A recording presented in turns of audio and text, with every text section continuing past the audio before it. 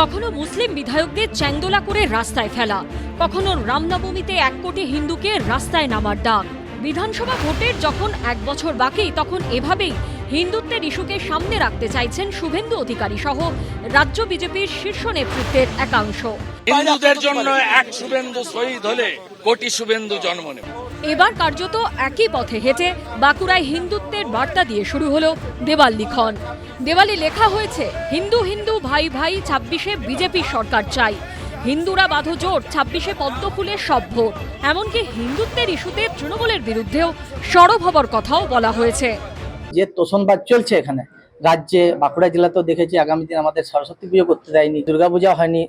তো এইসব যে সাম্প্রদায়িকতা তৃণমূল থেকে শুরু করেছে, তো সেই জন্য আমাদের সমস্ত হিন্দু সনাতনীরা এক হয়েছে। আগামী দিন এই সরকারটাকে উৎখাত করবে এবং সনাতনী হিন্দুদেরই জয় হবে। হাওড়াতেও 2026-এর নির্বাচনের আগে রমাপ্রসাদ ভট্টাচার্যকে সরিয়ে নতুন জেলা সভাপতি করা হয়েছে আরএসএস ঘনিষ্ঠ গৌরাঙ্গ ভট্টাচার্যকে। দায়িত্বভার নিয়েই হিন্দুত্বের ধ্বজা উড়িয়ে ভোট বৈতরণী পার হবার বার্তা দিয়েছেন বিজেপির নতুন জেলা সভাপতি। যেভাবে মানুষকে, বিশেষত হিন্দুদের পশ্চিমবাংলায় যেভাবে টার্গেট করা হচ্ছে, তাই মানুষকে সেটা চিন্তা করতে হবে। পশ্চিমবাংলা ভারতবর্ষে থাকবে, বাংলাদেশভাবে আত্মপ্রকাশ করবে, এটা এখন বড় প্রশ্ন দাঁড়িয়েছে। সেই সমস্ত স্বার্থ মানুষের রক্ষার জন্য আমরা যে স্বয়ংসেবকরা আছি, মনে হয় সেটাই যথেষ্ট। আগামী দিন সেটা 26-এ প্রমাণিত হবে। সম্প্রতি সংঘ প্রধান মোহন ভগবতের 10 দিনের বঙ্গ সফরের পর হাওড়ার উলুবেড়িয়ায় বিশেষ সমন্বয় বৈঠক করেছে আরএসএস। এবার দেখা গেল মালদা দক্ষিণ সাংগঠনিক জেলায় যে অজয় গঙ্গোপাধ্যায়কে সভাপতি করেছে বিজেপি, তিনি আরএসএস ঘনিষ্ঠ হিসেবে পরিচিত। বিধানসভা ভোটের আগেই তিনি আবার ইটের বদলে পাটকেল ছোড়ার হুঁশিয়ারি দিয়েছেন। যে ধরনের ব্যবস্থা শাসক দল করবে, ঠিক তার দ্বিগুণ কিংবা তার চেয়েও বেশি প্রতিরোধ ভারতীয় জনতা পার্টি করবে। ইটের বদলে ইট, পাটকেলের বদলে পাটকেল, লাঠির বদলে লাঠি। কোচবিহারেও জেলা সভাপতি পদ থেকে সরানো হয়েছে কোচবিহার উত্তরের বিধায়ক সুকুমার রায়কে। তার জায়গায় নতুন মুখ হিসেবে দায়িত্ব পেয়েছেন অভিজিৎ বর্মন, যিনি আরএসএস ঘনিষ্ঠ বলে পরিচিত। 26-এর ভোটে বিজেপি কড়া হিন্দুত্ববাদী লাইন নেবে, এটা পরিষ্কার।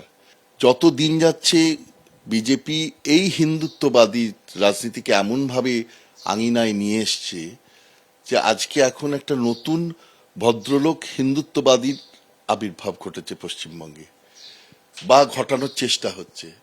এবং খুব স্বাভাবিকভাবেই বিজেপির কাছে শুধুমাত্র হিন্দু এই এজেন্ডার ভিত্তিতেই আগামী ইলেকশন লড়ার ব্যাপারটা পরিষ্কার হচ্ছে। বিজেপির হিন্দুত্ববাদী প্রচার নিয়ে কটাক্ষ করেছে তৃণমূল ও সিপিএম। বাংলার মাটি হচ্ছে প্রগতিশীল মাটি, সেই মাটিতে এই হিন্দুত্বের রাজনীতি কাজ করবে না। বিজেপি বাংলার মাটি চেনে না, বাংলার মাটি বোঝে না। তারা শুধুমাত্র ধর্মীয় মেরুকরণ দিয়ে যদি ভাবেন যে বাংলা দখল করবেন, তারা ভুল ভাবছেন। এই বাংলার মাটি, দুর্জয় ঘাঁটি, এই মাটিকে শুভেন্দুবাবু যে স্টাইলে দখল করার কথা ভাবছেন, সেটা বাংলার মানুষের সঙ্গে সম্পৃক্ত নয়। সেই জন্যে বাংলা দখলের স্বপ্ন, ওটা তাদের স্বপ্নই থেকে যাবে। তৃণমূলকে সাহায্য করার জন্য বিজেপি, তৃণমূল সরকারে আসার পর আরএসএস এর শাখা বেড়েছে। বিজেপির সংগঠন বলতে ওরা যা বোঝায় তার বিস্তার ঘটিয়েছে। এমএলএমপি হয়েছে। সব হিন্দু একজোট হও, হিন্দুরা সবাই ঐক্যবদ্ধ হও, হিন্দু ব্যবস্থা করতে হবে, এই বলার মধ্য দিয়ে গোটা অহিন্দু বাহিনীকে একটা জায়গাতে এককাট্টা করে দেওয়ার চেষ্টা করা হচ্ছে, যেন তারা আঁকড়ে থাকে মমতা ব্যানার্জিকে। ধর্ম, এটা আসলে ধর্মকে ব্যবহার করে রাজনীতির ধান্দা পোষানোর লড়াই, মানুষ বিরোধী কাজ। বিজেপির জেলা সভাপতি নির্বাচনে আরএসএস নির্ভরতা স্পষ্ট। এর প্রভাব ভোট বাক্সে পড়ে কিনা তার উত্তর মিলবে আগামী বছর বিধানসভা ভোটের ফলাফলে। পূর্ণেন্দু সিংহ, করুণাময় সিংহ ও রঞ্জিত হালদারের রিপোর্ট, এবিপি আনন্দ।